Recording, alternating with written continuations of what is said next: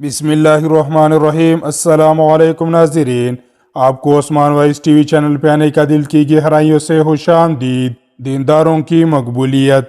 کسی شہر میں دو میاں بیوی رہتے تھے جو نہایت محتاج مگر دیندار اور دولت صبر و شکر کے تاجدار تھے۔ ہر حال میں شکر خدا بجلاتے۔ ایک مرتبہ جب چند روز تک کچھ کھانے کو میسر نہ آیا تو مرد نے اپنی عورت سے کہا، 2-3 دن سے ہمارے گھر میں آگ تک نہیں جلی، ایسا نہ ہو کہ ہمارے ہمسائیوں کو ہمارا یہ حال معلوم ہو جائے اور ہم ان کی نظر میں حقیر معلوم ہونے لگے۔ لہٰذا مناسب معلوم ہوتا ہے کہ تم تنور میں آگ جلا دو تاکہ ہمسائیوں کو یہ بدگمانی دور ہو جائے۔ یہ سن کر اس نیک سیرت بیوی نے ایسا ہی کیا۔ تنور سے دھواں اڑتا دیکھ کر کوئی پڑوسن آگ لینے آئی۔ دیکھتی کیا ہے کہ سارا تنور روٹیوں سے بھرپور ہے۔ یہ دیکھ کر اس نے اس نیک سیرت بیوی سے کہا کہ تنور میں روٹی لگا کر ایسی بے خبر ہو گئی کہ پھر خبر بھی نہ لی۔ یہ سن کر گھر والے عورت نے جا کر دیکھا تو قدرت خداوندی کا عجیب تماشا نظر آیا اور تنور کو روٹیوں سے لبریز پایا، جن کو نکال کر شوہر کے سامنے لا رکھا، اور وہ خود حیرت میں پڑ گئی کہ یہ کیا ماجرا ہے۔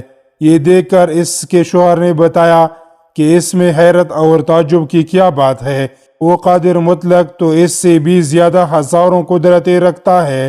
پھر سب گھر والوں نے خوب شکم سیر ہو کر روٹیاں کھائی اور خدا کا شکر ادا کیا۔ اب عورت نے قرینے سے پہچانا کہ میرا شوہر صاحب کرامت ہے اور یہ سب کچھ اس کی قوت ایمانی کا ظہور ہے۔ کہنے لگی، جناب باری میں کوئی ایسی دعا کرو کہ وہ ہم کو کوئی ایسی چیز عنایت فرما دے جس سے دنیا کے روز روز کی فکر دور ہو جائے اور فارغ البالی کے ساتھ ہم دن رات خدا کی عبادت میں لگے رہے۔ شوہر نے کہا، وہ ہمارے سب حال سے واقف ہے اور جو اس کے نزدیک بہتر ہوتا ہے اپنے بندوں کے ساتھ وہی کرتا ہے، اس میں عرض معروض کی کیا حاجت ہے۔ مگر جب عورت نے زیادہ مجبور کیا تو ایک دن آخر شب میں جو اجابت دعا کا وقت ہے دعا کی، میرے مولا تو ہمارے حال سے اچھی طرح واقف ہے، تیرے سامنے کسی بات کی عرض کرنے کی حاجت نہیں، مگر تیری لونڈی نے مجھے مجبور کر دیا، اگر تو چاہے تو اس کی امید پوری کر دے اور اس غلام کو اس کی کشکشی سے نجات دے۔ چنانچہ اس کی دعا پر ایک طاق سے کوئی ہاتھ باہر نکلا جس میں ایسا روشن جوہر تھا جس سے تمام گھر روشن ہو گیا، پھر وہ ہاتھ غائب ہو کر طاق بند ہو گیا۔ یہ دیکھ کر شوہر نے بیوی کو جگایا کہ جلدی اٹھو، خدا نے تیری دل کی مراد پوری کر دی۔ یہ سن کر وہ عورت جھنجھلاتی ہوئی بیدار ہوئی کہ مجھ کو کیوں جگایا، میں تو ایک لطیف خواب دیکھ رہی تھی کہ جنت ہر طرح سے بھی ہوئی ہے اور اس میں ایک نہایت عمدہ مکان زر و جواہر سے بنا ہوا ہے، اس قدر مزین اور روشن ہے جو آفتاب عالم تاب کو شرماتا ہے۔ اس کے رزق برگ دیکھ کر میں کوئی ہوئی تھی۔ جب کچھ ہوش آنے پر میں نے پوچھا، یہ عالیشان مکان کس خوش نصیب کو ملے گا؟ تو جواب ملا، تم دونوں میاں بیوی کے لیے ہے۔ یہ سن کر میری خوشی کا انتہا نہ رہی۔ پھر کیا دیکھتی ہوں کہ ایک روشن موتی اس مکان سے گم ہو گیا اور مکان بدنما اور بدزبا معلوم ہونے لگا۔ میں نے پوچھا، یہ کیا ہوا؟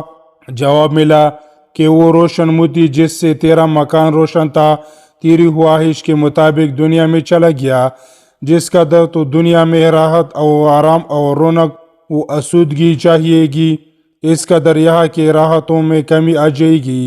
یہ سن کر میں بدحواس ہو گئی اور دنیا کی لذت و آرام سے بے نیاز میں اس کشمکش میں تھی کہ تم نے مجھے جگا دیا، لہٰذا بارگاہ خداوندی میں پھر دعا کیجیے کہ یہ روشنی موتی جہاں سے گم ہوا ہے پھر اپنے مقام پر چلا جائے، کیونکہ دنیا کی راحت و بے ثباتی پر باقی مکان کو ناقص بنا دینا سخت حماقت ہے۔ چنانچہ اس کے شوہر نے پھر کمال و گریہ و زاری سے عرض کیا کہ خداوند تو بڑا رحیم و حکیم ہے، تو نے اپنی لونڈی کو جنت کی لذتوں کا مزہ چکھا کر دنیاوی لذتوں سے چڑھا دیا اور اس طرح ایک مخالف کو موافق بنا دیا۔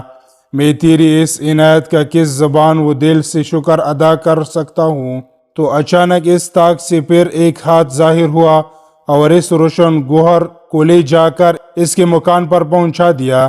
سبحان اللہ، اللہ کی کیا عجیب قدرت ہے کہ اپنے فرمانبردار بندوں کو دنیا ہی میں جنت کے دیدار سے مشرف فرما دیتے ہیں۔ اللہ تعالی ہم سب کو اس واقعے سے سبق حاصل کر کے آخرت کی تیاری کرنے کی توفیق عطا فرمائے، آمین۔